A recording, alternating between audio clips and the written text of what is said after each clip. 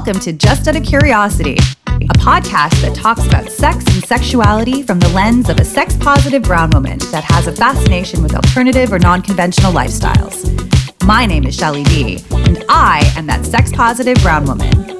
Over the course of several episodes, I'm excited to dive into topics that titillate my interests and make me ask my guests questions just out of curiosity. And so my curiosity today leads to mental health. There's a common theme that I've found running prevalent over these episodes. When people feel like they don't belong or aren't seen by society, what and how does that feeling manifest in people? This picks up from where Shamar left off. How do you try and live your most authentic life being happy when society, and sometimes your own family, aren't comfortable or just don't want to acknowledge who you are as a person? I think it's kind of crazy that coming out has to be announced. Straight people don't have to come out and pronounce themselves as straight to their friends and family. Cis people don't have to identify their pronouns. We don't really live in a world where everyone has the same rights. Specific people have rights. The rest of us just get allowances. This is something we're still being reminded of to this day. We don't really live in a free world, and we won't achieve full equality by just focusing on our own struggles and ignoring the causes that don't seem to involve us. I've said it before, and I'll say it a million times over. I'm a very big advocate for therapy because we aren't perfect people. Our parents or our family aren't perfect people. We are all just trying to learn how to live and love in this crazy world around us. But the one thing I've learned more than anything is how trauma manifests from specific instances from our past. It's kind of crazy how our brain tries to protect us from feeling hurt or thinks it's trying to protect us from feeling hurt. But how does that show up when you feel like you can't be yourself around everyone? Dr. Jess Erb is a psychotherapist that specializes with trauma and the LGBTQI2S+ community. I wanted to get her thoughts on the effect of what it's like to feel like you don't belong in a straight world and about how trauma can present itself. Hi, Jess. Thanks for joining me. You're welcome. How are you doing? Tired. Yeah. Long weekend vibes. Long weekend vibes. This is the last thing I have to do today, though. Oh, perfect. Yeah, and then Maggie and I are going to go for a walk. That's great. Maggie's your dog. Oh, yes. Yeah. So psychotherapy, what made you want to get into that? It's kind of a big question because a lot of psychotherapists will answer that we want to just help people. But for me, a really self-aware answer is just that, like growing up as I did, I developed skills to really be able to listen to people and to understand what's kind of going on behind the smile of people, and then that empathy kind of comes. So an answer I often give that's pretty honest is that something that came as survival pretty early on, of like reading people, knowing how people are reacting, Right. really just started to become an asset as I got older, where I noticed that those conversations enlivened me, and when I started thinking about my career, it was a very natural switch that gave a lot of fear because I loved doing it, but then it was also this aspect of just thriving in it and loving it. So it's more of a vocation than career at this point. Oh, I love that. Yeah. What were you doing before? Oh, I had a ton of weird jobs. I worked at a fertilizer plant. Like I've done, nice. Yeah, I've lived my life very oddly. And now you found your vocation, which is sweet. Yeah. Most people don't even get to do that, so. Yeah, I feel very blessed. Yeah. Did you think about did you have an idea of what you wanted to specialize in when you were studying psychotherapy, or how did you end up where you are now? I knew I wanted to combine the education of doing a PhD with the practice of being able to work with clients and having those two mesh for the academic side. So learning from clients. Mm-hmm. So the actual same specialization came from that. I started working with young adults who had faced trauma on the streets in Leith in Edinburgh. And wow, that was eye-opening. Everything about being professional that I learned in the field of psychology was completely washed away, because with trauma, especially with teenagers, they see through that professionalism. Right. And they only trust you when you're real. So they really taught me so much more than I could learn in a textbook. And I found myself getting wrapped up into just this feeling of change that can come over a teenager when their trauma really wasn't that many years ago. It could Right. still be ongoing. And also that aspect that trauma, people often have this idea that working with trauma means that every second you're talking about something really heavy. No, trauma is the thing that's happened, and how are we navigating life? Being able to navigate life with love, with lust, with figuring out sexuality, that became really important to me. And that really navigated into finding that a lot of people trusted me with their sexuality, and found myself really enlivened by that as I was navigating my own sexuality. And so those two kind of merged. So now in my practice, I really specialize in trauma, but I find that I have another kind of real important niche in my work, which is LGBTQI trauma. It's interesting because, like, I wonder what is it just that you're open to talking about sexuality, that maybe like people may gravitate towards you in that, and that there's not many people that do kind of focus on that? There are sex therapists that will do that, but what I notice in my office is that just having that openness Yeah. of a lot of adults don't know a ton, or at least in my practice, a ton about how to explore sexuality, even the fringes of sexuality. What does kink look like? Yeah. What are some of the taboo that don't have to feel taboo? Yeah. And so for my clients, just being like, oh, tell me more about that. They get excited. They're like, you're not freaked out by this. And I said, no, the more we talk about this, the more we navigate what pleasure feels like, Yeah. the better we get to be pleasured. Well, and I feel like we're raised in society that told us that we shouldn't feel pleasure or feel shamed by pleasure if we're not having it for procreational purposes. Yep, 100%. Yeah, it's okay. It's so fascinating. Like, and I've said this to, like, as a kid, I grew up and my parents used to cover my eyes when we'd watch TV, and like anytime anything would get too intimate. And that's actually what made me more curious about sex, was that like being told that I couldn't do something. I guess it's like that child with the fire, and you're like, don't touch the fire, and you touch it even more just because you want to know. So I like something that is so basic to human existence, and it's procreation, having sex for procreation. But even regardless, having sex, there's no way that we have so much pleasure, or there's like our genitals have so many nerve endings that give us pleasure if it was just for children making. But at the same time, we teach people that you shouldn't talk about it and it's taboo, although this is what is, you need to have sex in order for human existence to keep going. And then I find it, like, I guess now even thinking about it, I guess the lack of sex talk and sex education doesn't happen in so many other areas as well.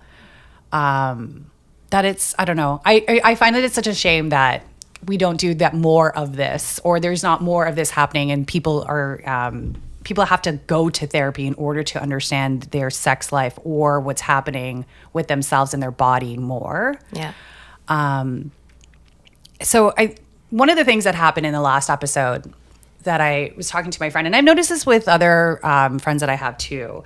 My friend Shamar, Jamaican, he didn't come out to some of his family members. He still hasn't come out to some of his family members because in his household growing up, he was basically told that it's not advised, or he shouldn't be gay. Like, it was just one of those things. Two things that you shouldn't be is gay and something else. But it was just like, when you're told that as a kid and you have these tendencies, I'm curious now how that manifests in you as a child, especially, but like when you don't see yourself in the world and people tell you that you shouldn't be gay or things about you are not right. How does that happen? Like what changes in a person, or have you noticed anything that comes about with that trauma? Absolutely. I mean, in some ways, we are taught so many messages as kids, right?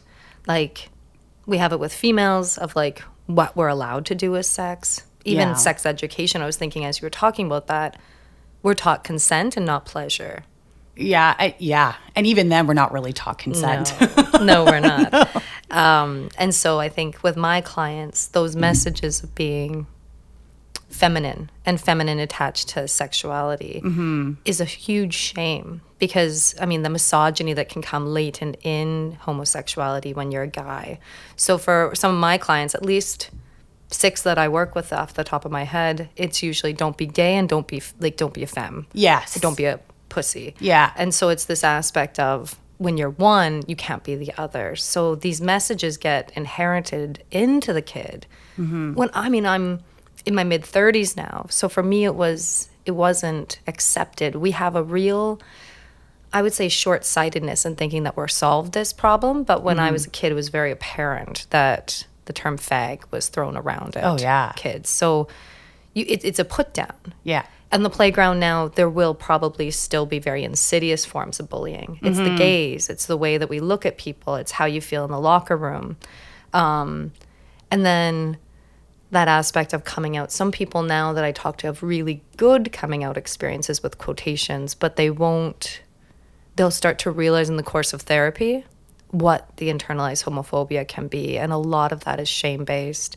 A lot of it is, it was easy for me, but I wonder how my dad looks at me now. Or it's easy for me, but I don't want to be too gay in front of my family. So that aspect of too gay means we're too much. Right. And that kind of creates a different personality then too. Or at least one personality at home and then one personality out in public. Yeah. I think that's a big thing that my clients and I start to navigate when they say I'm out of the closet. And over the course of therapy, they start to realize, actually, no, I'm closeted in other ways. I'm closeted in how flamboyant I am at the workplace. Someone that's really dear to me, I was just talking to a couple days ago, and he said, I'm out with my friends, I'm out with my family, I'm not out with my boss. If my boss asks about my weekend plans, I might say, I'm going out with my partner. Yeah. I'm not going out with my boyfriend. Yeah. And he said the complications that would come in and he's in the science field of just having to explain it. He's like, I don't think that I would be experiencing any homophobia, but the conversation's just so tiring to have to explain or to have to be looked at differently. It's just easier to have that kind of heteronormativity in the workplace. That's really sad. So I knew someone, I had we would talk about our sexual explorations or whatever, on Monday, be like, oh, what'd you do the weekend? And he would always say that he had a girlfriend or he would always be with women. And then one day we were out and he was just like, Shelley, I just need you to know that I'm gay. And I was like, what? And it was just like, but you talk about being with women so much. How... first of all, I don't understand why you would want to hide that from me. I'm the last person that would care, but it's also just how do you operate your life? And I felt bad. I felt more bad than anything that he would spend most of his times telling us about his relationship, but being with a woman.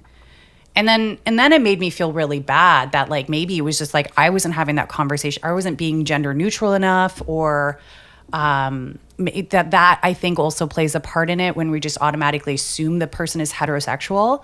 But he was also just projecting that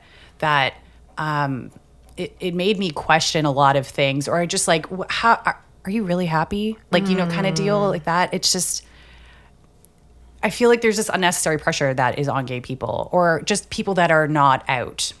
I think right now what we're facing is a certain level of acceptance language, and especially with pride and rainbow washing, which is all these companies just jumping forward to be able to kind of put the rainbow in whatever they have. We have this semblance that we're over something that in my office I wouldn't say we're over. I definitely don't think so. That insidiousness now in looks and comments, and can I hold a hand?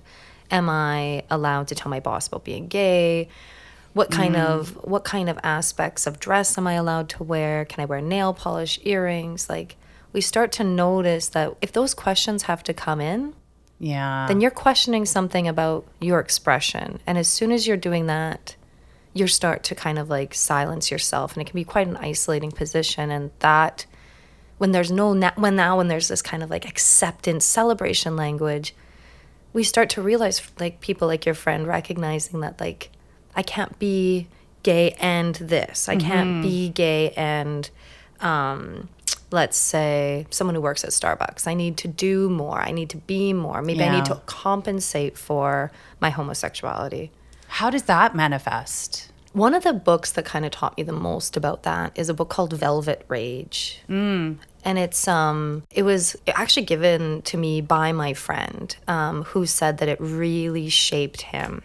And he talked about the fact that he had had a really good coming out experience. And he said the book hit him like a ton of bricks because all of his life he's been compensating for being gay, being a gay man.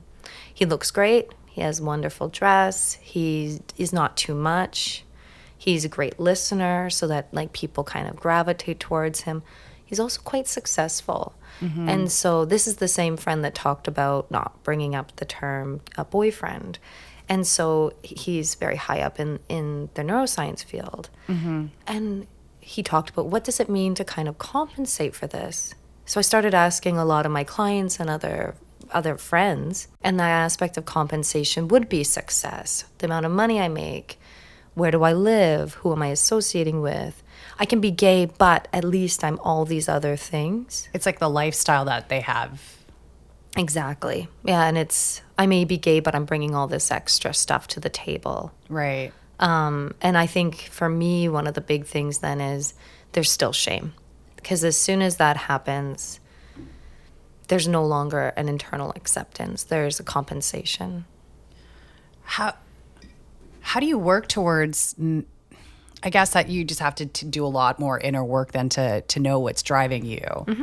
But I never thought about that, like overcompensating, because like it's just, you see like on Instagram, there's a certain lifestyle that like a certain party lifestyle, or I have money, I have worked out, I have this banging body with this juicy butt. Like, how do I show that off?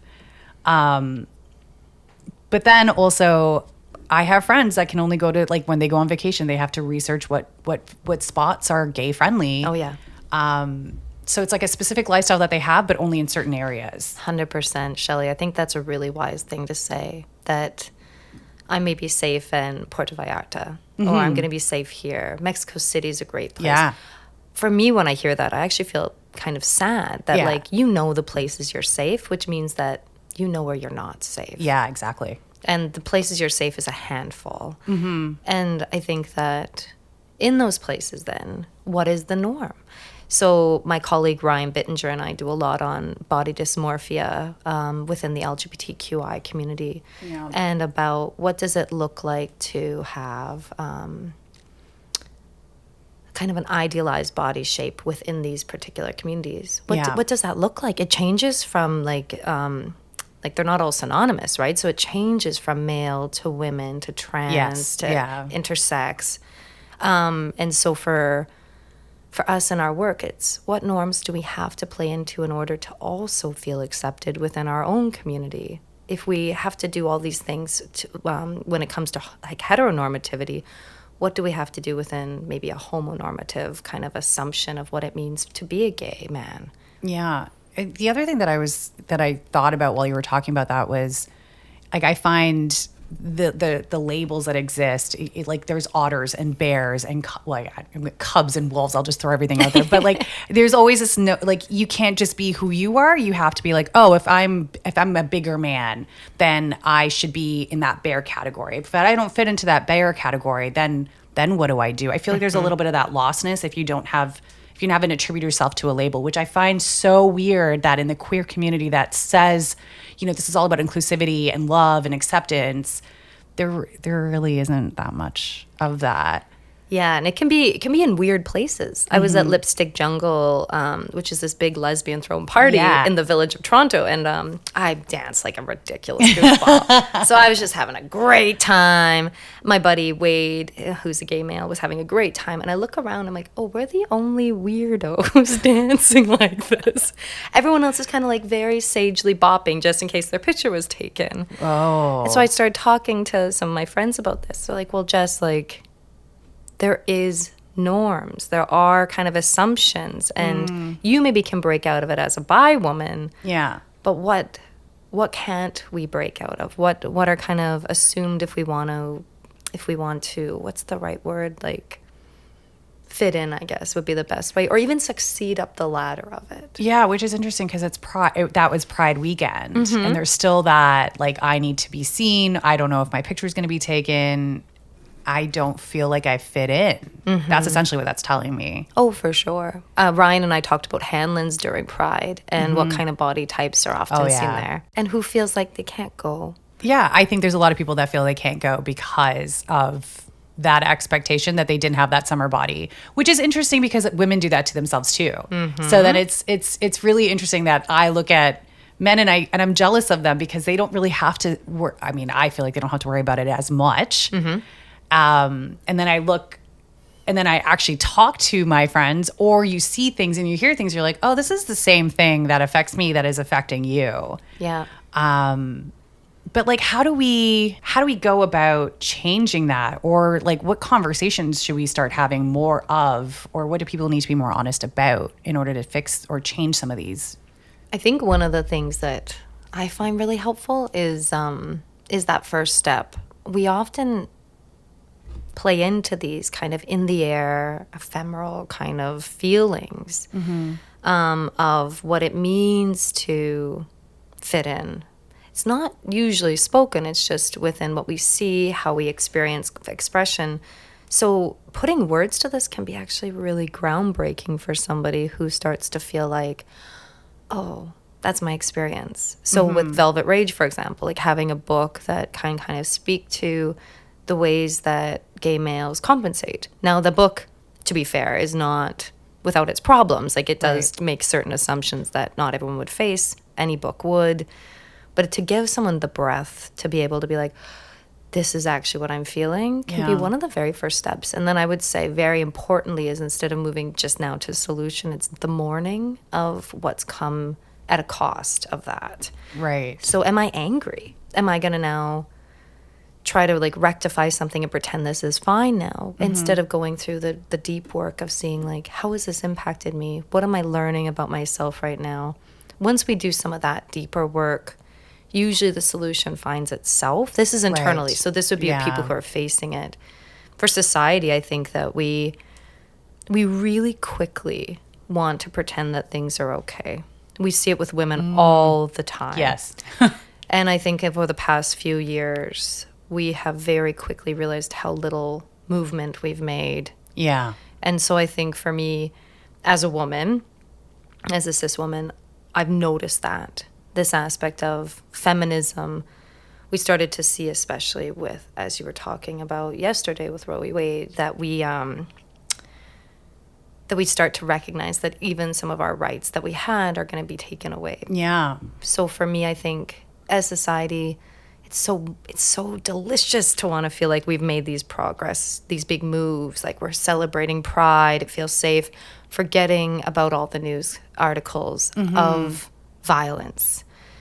Yeah, the bullying too is a big thing, and we either we don't talk about it enough, or we kind of sweep it under the rug. It does tell you something. I mean, like we were talking about this, and it's just like if I can't say that I live in a free world if there are high suicide rates, if there are people that are bullying other people for not feeling like it's okay to be who they are, and so this makes it like it's just a little bit sad in a way that we just do that, like shove it under the rug. We're okay for now. Like there's nothing really happening to me and you personally at this moment. So why do I really need to worry about anything else? And then you forget that all that other exists.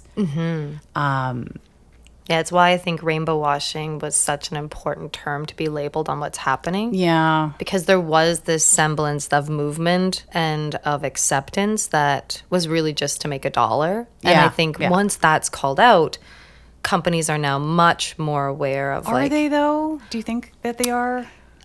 In some ways, yeah. Like from what I've seen in advertisements, there's a lot more of kind of a push towards what's actually the messaging we want instead of just slapping a rainbow on it. In other ways, no. I think in some ways, we want to be able to, as society, have this kind of adopt what like the fringe narrative is. If the fringe narrative is getting loud enough, by doing that, we control it. And if we control that fringe narrative, now it becomes mainstream, and then it has that kind of control. Yeah. So that, yes and no. Yes and no. But I think for my clients, what I have seen and what I've seen in my dear friends is that there is this aspect of that has led to a level of awareness of what they're going to buy into or not. Okay, they say that they're inclusive. What are they doing? Yeah. How what are they actually doing? Yeah. What's going on behind here? Oh, this company put a pride flag on and also is supporting this political campaign somewhere else in the world. No. we're not going to support that. Yeah. I've noticed that especially with my friends who want to or have the money to start investing or have the money to spend on something. Right. They will actually then spend a little bit of the extra time to look into what am I buying? How am I spending my money? I think when you were talking about trauma, like recognizing that it's your population that's being exploited or killed, let's just be honest. Yeah. That kind of perpetuates, oh yeah, I'm still not safe, or I'm only safe in these areas, or I'm not safe at night. One of the interesting things is, in my personal experience, this is really anecdotal, but like I've only had my gay male friends ask me to text them when I get home safe at night. And I think for me, what that kind of showed me just in a really personal way was that they get it. They know. Like female friends will know that it's not always safe. Gay male friends will also know. And the gambit goes on, but kind of took... I get that, yeah. All of my gay friends have always said that. But they've always recognized it. And they'll be the first ones even to tell me, oh, someone's been staring at you. Or like, they notice it just as much, which is also just like, it's a safe space for me because now other people notice it and they care about it. But I guess because they understand what it feels like to feel uncomfortable, they're the closest people to me to actually know what it's like to feel unsafe in very public spaces. Yeah. Which is, I'm saying this now, but I never thought about that until saying this, which is so interesting. But going back to like coming out and like just trauma in general, like just the fact that you have to come out multiple times. It's not like it's even just I came out and you're like, well, when did you come out? And you're like, well, every time I have to tell someone. And not every time can be a good experience. Sometimes you know, it's met with straight people like I'll love you no matter what kind of deal, where it's coming from their perspective, not from their perspective. Have you noticed anything with trauma and your patients in terms of like coping mechanisms that they have, maybe negative or positive? Oh yeah. I mean, I think one thing that we have in our survival is that we do everything possible to mitigate trauma. And we'll see the trauma survival is never black and white. The things that each of us do in order to not face trauma. Yeah.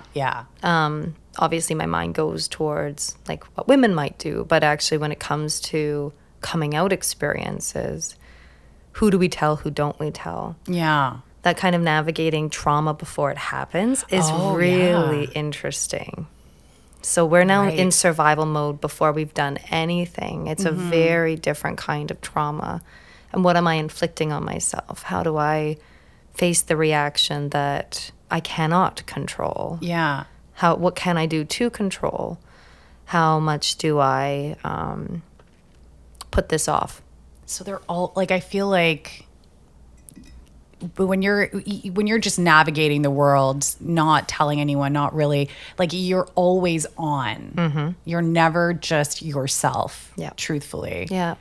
And because of that, you're constantly facing a complex type of trauma because you're constantly feeling shame. Yeah. Or difference. You're not relaxed. You're on guard. What are they seeing in me? How am I sitting? What am I saying? Can I say too much? Maybe I should listen. Don't be too much. Those are horrible things to feel in yourself. And they're so internalized that we can actually forget that that's actually an internalized wound that the outside narratives are putting on us that we have no one to blame for. Right. So for me in my work, it's always looking at where did these messages come from? What's going on in you? How did we internalize that? And now how are we trying to kind of navigate that and cope with that and maybe compensate for that? Yeah. And what happens to our relationships is that we're going to be always kind of one foot back because we're too ashamed of putting all of ourselves forward. That's trauma. And I don't know if this is a too bold of a question to ask, but like when you have family and friends that come from cultures that are slightly more traditional or religious really religious family members, like how do you, I don't even like how, what are some of the things that you would have to have conversations with out loud, or to those, like to your family members or your friends that you're uncomfortable with? Like, I don't even know how you would try to navigate that, but. Oh, it's complex. There'd be no one answer to that. Because I'm spiritual, I find a lot of clients who are within the church actually might come want to talk to me as the first person. Mm-hmm. They see that I like am spiritual. They'll see that I'm a trauma specialist. They'll see the LGBTQI, and they're like, "Oh, this is a great Yeah, it's everything. This is what I need." And so we'll talk about it, and that's really difficult because then you might also feel immoral. You'll feel Yes. sinful. Yeah. You'll feel like you need to pray it away, and you can't. Now, this is from a very particular religious context, Yeah. which is a lot more of my work. In terms of when it comes to culture, it's even more complex because, as your friend was saying, like this is now not just a westernized, maybe if we do come out, we're going to have a good coming out experience. There's many places in the world where being closeted is necessary. Yeah. Period. For safety, for your family's safety, for any kind of economic growth you have in your family. Like one of the most incredible PhDs I read was from a dear friend from Kazakhstan, and she talked about the inherent violence of being a lesbian and what you had to do to silence yourself. Now that's a different conversation, the one I'm kind of bringing forward today, because the Western world gives this kind of like semblance of acceptance. There are many places in the world that would not be Actually the case. not, yeah. But bringing up, like, I know we've been talking a lot about gay men, cis men, but is there something similar to that, like on the other aspects of the queer community with like women or, I don't know, non-binary? I can imagine the stuff that, gender non-conforming, non-binary people have to go through. But have you noticed any, like, talking about the other parts of the queer spectrum? Oh, for sure. I think this is interesting because actually it's something that I often talk about in my writings, is that the G in the alphabet soup is the one that gets a lot of attention. But actually there's so many vast experiences between what it's like to come out as a bisexual person, as a lesbian.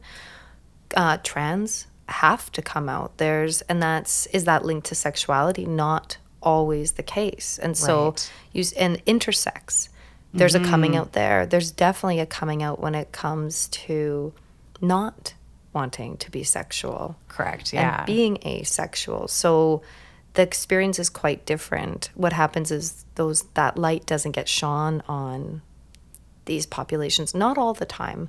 I think in some ways in my work, it's so varied, and often those experiences can either be met with joy, but often a lot of internal shame. Right now, a lot of my work is with trans and bisexuality. And what I've noticed with each of those, it's the same kind of thing we've already been talking about. It's easier just to keep going along with the flow. Yeah.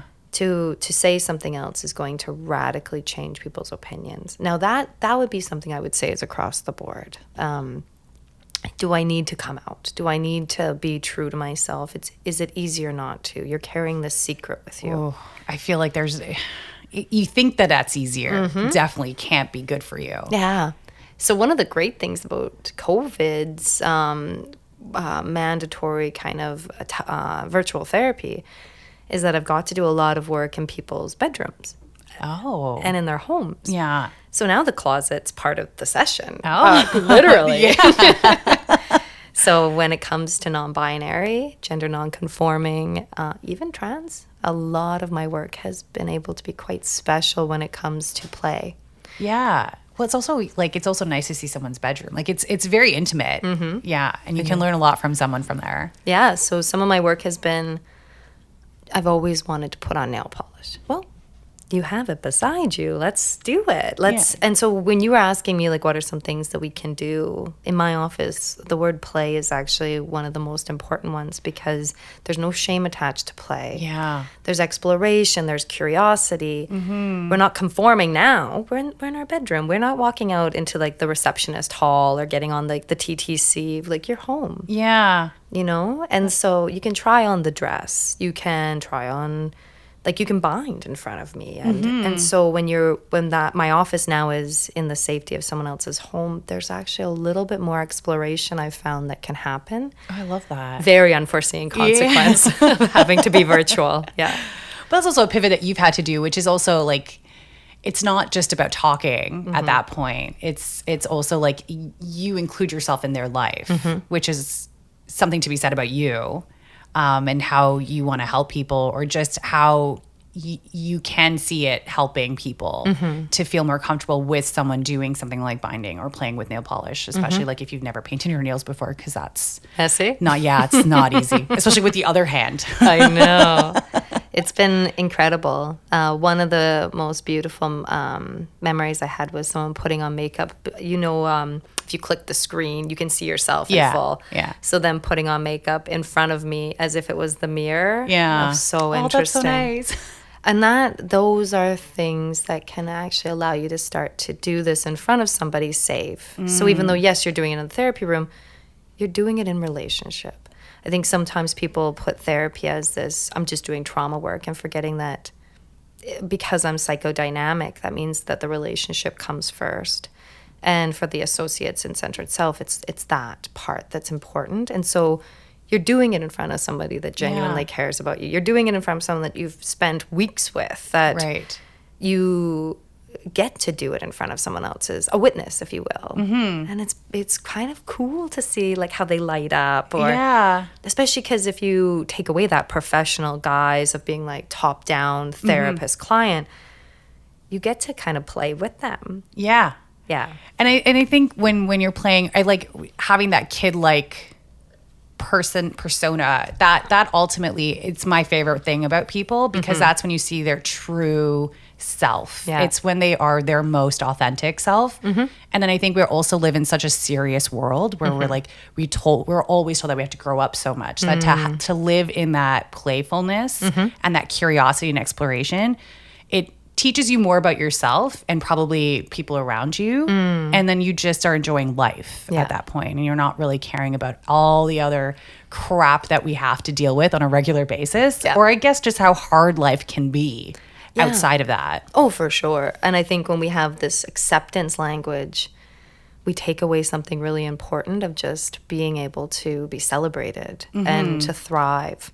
Acceptance means in spite of who you are, but what happens to being able to love somebody because of everything they bring. And part of what play does, if you want to know, Donald Winnicott talks a lot about play and about that being one of the key components of change in therapy, because you are letting down your guard. You are just, it doesn't have to be set in stone. Maybe we don't like this way of putting on makeup. Maybe we are messing something up. We're not perfect. When you start to do that, this aspect of closet, it becomes something much more than a confession. It becomes something where that trauma starts to be able to start being celebrated. Pardon me, I'll rephrase that. The trauma starts to kind of be mitigated through celebration. You start to kind of start to accept that this happened to you, that there's trauma here. And then start to appreciate and celebrate and thrive and fall in love with aspects of yourself that have always been put in the dark. I think that's also a really good point of like, shit's gonna happen. And either you can run away from it and pretend like it doesn't happen and exist, but you do actually have to acknowledge that. That was one of the things that my very first therapist session with the one that I have right now, it was like I was going through something personal, and I was just like, I don't understand why this is happening. And I was just like, and she had mentioned to me, she's like, Shelley, you've told other people that shit happens, so why don't you take that advice for yourself? And that was just, it was weird to see that turned on me, but also Yeah. I'm so used to controlling everything that when shit actually is happening, I don't acknowledge it. I'm trying to fix it so much. But if you just look at it, then you can deal with it better. Yeah. And that was one of the most like it just in general, therapy is just great. And it just teaches you all those things because you're so used to just like, we've been taught to live this one way. And then you forget that if you just stop and look at things, and question it and understand maybe that like this person's not necessarily a bad person, but what they were doing, how did that affect me? That can also like it can help me deal with other people going forward. Oh, yeah. And it can also allow me to recognize, oh, and I coped with this through this means. Okay, I won't be able to go back in time and change this. I'm maybe not be able to change that person. Yeah. But what I can do is I can start to recognize I coped in this way. I survived in this way. Yeah. I think one thing that I really try to put forward is that the ways that we've defended against trauma isn't something to be ashamed of. It's something to actually recognize and appreciate as a real survival technique that got us where we are now. Yeah. Maybe now it's maladaptive. Maybe now we need to start to recognize like what's coming up now in terms of maybe how I control my narrative in front of others. Back then, probably very necessary to get where you are now. Yeah. But also trauma, like, yeah, it could, I'm trying to think of how I want to say this, but there's an aspect of trauma where you just don't realize you don't realize what's triggering you. You don't realize what your triggers are. You don't realize what your coping mechanisms are. And then you're just like kind of living in this, I don't want to say shuttered life, but you kind of are. And you're just like operating in survival mode. And then it's just how do you get yourself out of there? How do you start realizing that this isn't a good way of living life? You're not like negative. I don't want to say negativity breeds negativity, but to that extent, like if you're always in that negative mode, you're only going to see the negatives. Yeah. Yeah. I think when it comes to the delight for myself of working with those who are now from survival to thriving, is you start to recognize that we do have to spend some time in these kind of, like in these depths, in the shit of it. We have to navigate it. We have to see how it's impacted us. That's not great work, but having someone right beside you in the shit of it in a therapist is incredible. And then from there, okay, we've learned this stuff. So what's going to happen now when this hits you? Or how are we going to start to change? If we control the narrative, what are some things we can do now to let loose? What does let loose mean? Like, we're going to go to the dance floor at Lipstick Jungle. What do you want to do here? You know, like, how do you navigate that kind of aspect of playing in real life? So you can play here with me. We've just done some pretty fun things. Do you want to stay here for now? Or do you want to move on to maybe trying putting on nail polish in public? Is that too soon? Okay. And like going at that certain slow pace, for me at least, it adds more safety. Because so I think rushing into fixing is not helpful. I think when it comes to the trauma of being able to navigate who you are. But I think also then staying there can actually not kind of give that extra little like push of like, what do we want to do now? Anything? Yeah. And offering, having it out offering, I think is really a helpful way of kind of allowing people to feel celebrated. Now I'm speaking about this in the therapy room. Right. But this can happen in friendships. This can It's happen true, in yeah. family. Like having somebody come alive in front of you is the best human Oh, it's my experience. favorite thing. Yeah. It's incredible. Well, I also find it really interesting that people that live their most authentic life are people from the queer community because they've had to, and maybe it's just because they realize the heteronormativity, or they recognize the majority and they're not part of it. And to your point about controlling the narrative, it's just like, do I continue living the way that everyone else is living, or do I live the way that I want to live? Because this is the only way that's going to make me happy. And I'm not living for anyone else's standards. I'm living for myself. And when I see that in people, it's just, it gives me light, you know, and it gives me so much energy, because that's how I wish everyone else could live. Yeah. And it's really sad actually that a lot of people don't. No, and I think actually like when we're in survival mode, as you beautifully said, when we haven't been able to look at our own past, maybe because we're not ready yet. It's completely fine if we aren't. Even just starting to have that conversation that I'm not ready yet can be the first step. Right. But being able to actually start to see that kind of, those shackles, those shutters kind of come down can be incredibly enlivening for myself as the witness. Oh, I can only imagine. Yeah, I love it. Yeah, absolutely. And then you start to see this authentic lifestyle.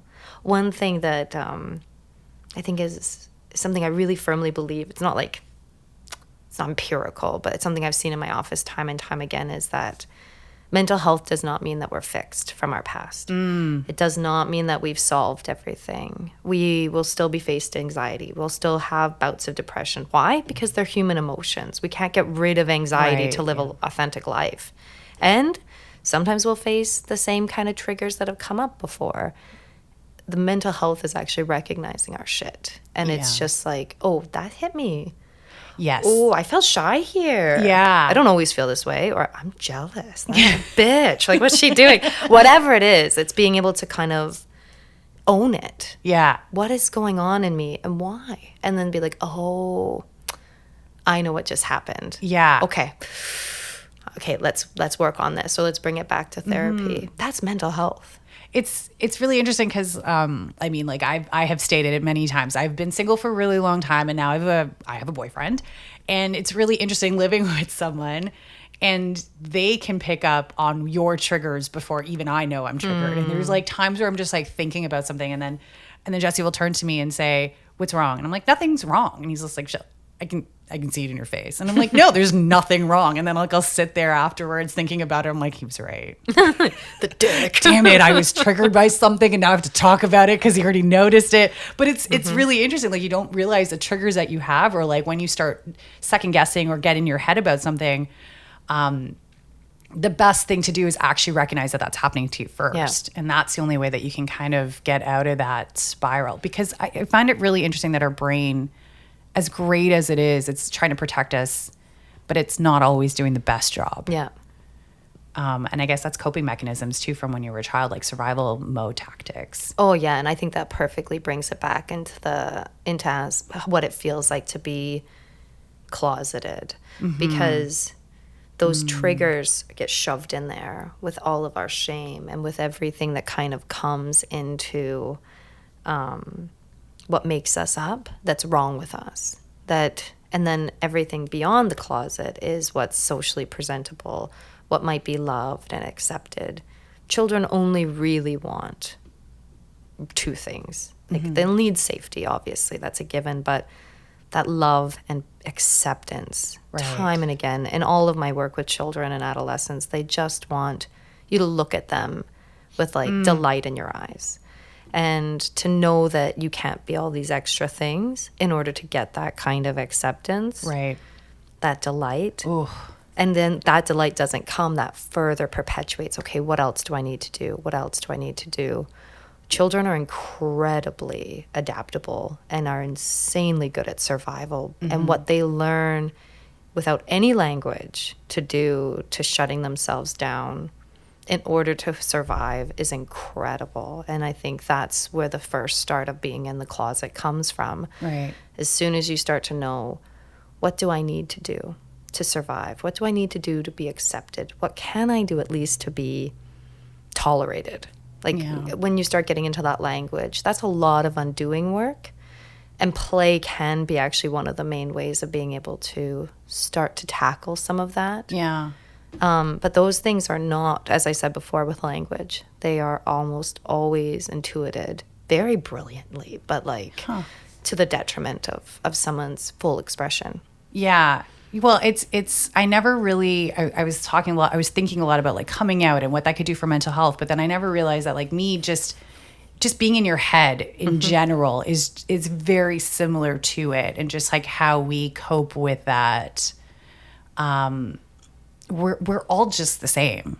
Well, I would say the only thing when it comes to being in the closet that would be different is that this is an identity marker that is so linked with our sexual expression. Right. Yes. That in order to be able to be in relationship the way we truly want to be, I'm talking now about like sexuality, or to be able to adopt the gender expression that is truly ours, that comes with a level of I can't actually be fully mine. So for me, I can share my trauma with those who I really trust. Yeah. I won't share it with everybody. They don't deserve it. Whereas when I have a boyfriend and I'm saying my partner, there's constantly this aspect of isolation that doesn't let you just fully live. Oh. Yeah, no, it's true. It's I mean, I think about it from my little small perspective, but then I forget about like, yeah, there's a whole bunch of other things that you have to take into consideration. And I'm not comparing myself to a gay man that hasn't come out at all, but just that mental health. And then I feel like sometimes that trauma can manifest in your body in ways of like, shutting down when it comes to receiving love too. That it does no benefit and no favors to ignore it and pretend like that doesn't exist. But we live in this world where we feel like we're forced to believe that. And that's what I think is really unfortunate. And I wish we could spend more time with ourselves, noticing that and reflecting on it. Oh, yeah. I think that's beautifully said. That's so across the board with trauma. Yeah. How does it carry itself in our body? What are we not remembering that our body remembers? And that might be a trigger that we don't even understand why it would be triggering. Yeah. Or when we think we're fine. Yeah. You know? And we're not. Because our body's sensing something. Our bodies are incredibly smart and can adapt to ways that we don't have yet words for to cognitively fully process. Yeah. Just on that note, because because I know from my personal experience when it comes to people that are not dealing with their stuff and in their own head, it comes in terms of like erectile dysfunction or like vaginal dryness, pain and all that, right? That our system is shutting itself down. But is there like, what about hypersexualization and too much like sex? I don't want to say sex addiction, but like you could either repress yourself sexually or you could go the opposite end. So I think for when it comes to what I've seen, our bodies may not always feel like the safest places. And so this actually kind of ties back into trauma. And I wouldn't say that this is specifically just within the LGBTQI community. This would be within trauma in general and sexuality, if I can. So I've noticed that sometimes there's a compensation when we've been really repressed or we're really afraid. No, those are two very different things. But one of the kind of touch point might be being very sexual. Now, I see this a lot when it comes to when sex hasn't felt safe in the past. Yeah. Sometimes we try to own that narrative or control. I want to have sex because if I'm doing it, then I'm the perpetrator of this experience. And that is a trauma response. On the other end of it, it can be, I want to let loose because I've been so repressed for so long, or I need to prove something. Right. Now, that proof is different from person to person, but I've noticed that sometimes it can be putting ourselves in unsafe situations that actually can, sadly, mirror a closeted coming out experience because of that fear of what's going to happen. That can happen in a number of ways of how we kind of cope with and kind of relive trauma. There's an interesting theory that I quite abide by that we do often revisit or reenact certain trauma sites in our past to try to do them better again or to try to get over them very unconsciously. This is where my psychodynamic kind of comes out because I'm always thinking of the unconscious processes. But it's really fascinating when it comes to what you just said about hypersexuality because we can put ourselves in quite dangerous situations in which it may not be the sex that is the end goal. It may have been the situation to start with. Is that kind of like non-consensual consent? Can be. Yeah, a little bit like that? Can be, for sure. It can also be going to a club and being touched in certain ways, right? Or it could be going... making a pass at someone on a train, maybe doing public acts of sex like the app squirt, or in other areas where you start to engage in anonymous sex, which can be really Right. fun. Yes. But can also, if you're not doing it with that intent, if you're doing it to relive a site of trauma, it's really important to wonder why. Yeah. Not that the thing itself is a negative thing. Having sex is lovely. Are we doing it because we're Right. feeling empowered? Or are we doing it because we're trying to relive a site of trauma? That's an Yeah. important question for anyone who's faced trauma when it comes to sexuality. Yeah, I definitely had to think about that for a bit, because I'm not sure if I told you, but I have, like, I don't call myself a survivor, but I should. I have been raped. Okay. And it took me a couple of years, I wasn't sure afterwards, by exploring my sexuality, if I was doing it for negative reasons or for my own personal exploration. And it took me a while for me to sit there and be like, no, these are the things that are making me do it for myself.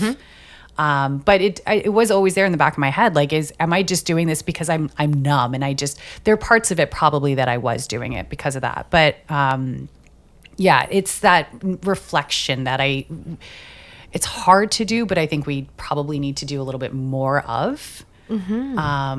And that's probably where it comes down to every time. It's just like, we don't think about why, or that part. And it's hard to know when to think about that. And when we start thinking about the why, it's like we might want to shame the act of having sex. Yeah. Even the term hypersexuality can be quite a shaming term. You're like, no, you're just doing it. Like, you're having fun. Is it hyper? Is it a problem because there's a number attached? Let's talk about that. Is it the number that's the problem? And then you get to the why.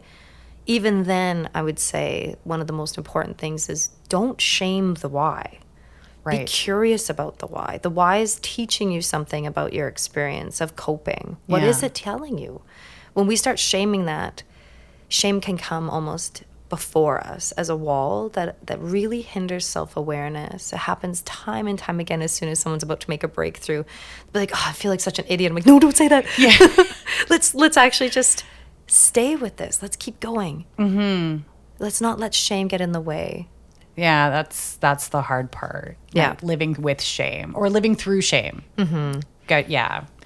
Well, this actually has been really interesting. I love this. Okay.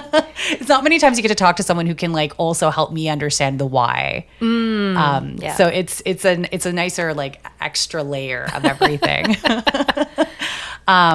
So is it okay for me to ask you to plug yourself in any way, shape, or form? Yeah, for sure. So I'm the founder and CEO of a company called Centered Self. And has my dog, Maggie, as the mascot. And I started it about a year and a half ago. So it's a relatively new company. Nice. But one of its main passions and why I started it in the city of Toronto was because I found when doing trauma work, cognitive behavioral therapy, it doesn't always get to that root of the problem, which I think is so important for trauma survivors. I've really rarely met anyone who's faced any level of trauma that's not incredibly insightful and intuitive of what's happened. Going to those depths with somebody in relationship, of someone that they can trust, is really important. So I started Centered Self as a passion. Nice. To be able to start to do what I wasn't seeing. As someone who's faced trauma myself, I also know that. And so the company's expanded quite a bit, and now we have a number of trauma specialists and associates who work within the LGBTQI community and with couples, with children. And we also have yoga instructors, and we're hoping to kind of continue this aspect of mind-body connection when it comes to trauma. It's so important. So I love my company. I'll totally plug it. But I think why is because I really believe in that. In order to see clients get the kind of care they need, when there's so many options out there, it can be really difficult. And for me, even though I've started the company, actually client comes first. So being able to see clients, they often will send emails being like, Jess, like, that recommendation you had to this therapist is like so life-giving, like, thank you. And I'm like, you are welcome. I'm like, it's working, like, and it's so cool to see that kind of vision come to life. That's nice. I really like that. Well, I want to thank you for coming in today, or talking with me today. You're welcome. Yeah. I will let you get back to the rest of your day. Your busy day or not busy day? Now it's going to be going for a walk if I can fight the thunderstorm with my dog. So Sweet. it's very relaxing Okay, rest of I'll my let Monday. I'll let you get to it before it rains. Thank you. Yeah, for sure. I would like to thank you for tuning in today. Download, leave a review, follow, and share this episode and the podcast with your friends, family, really whomever you like. You can find me on Just Curiosity Pod on Instagram, TikTok, Facebook, and you can email me at justcuriositypod@gmail.com, as I would absolutely love to know your thoughts, insights, comments, and all those juicy stories. But most of all, stay curious, friends. I'm Shelly D, and this has been Just Out of Curiosity.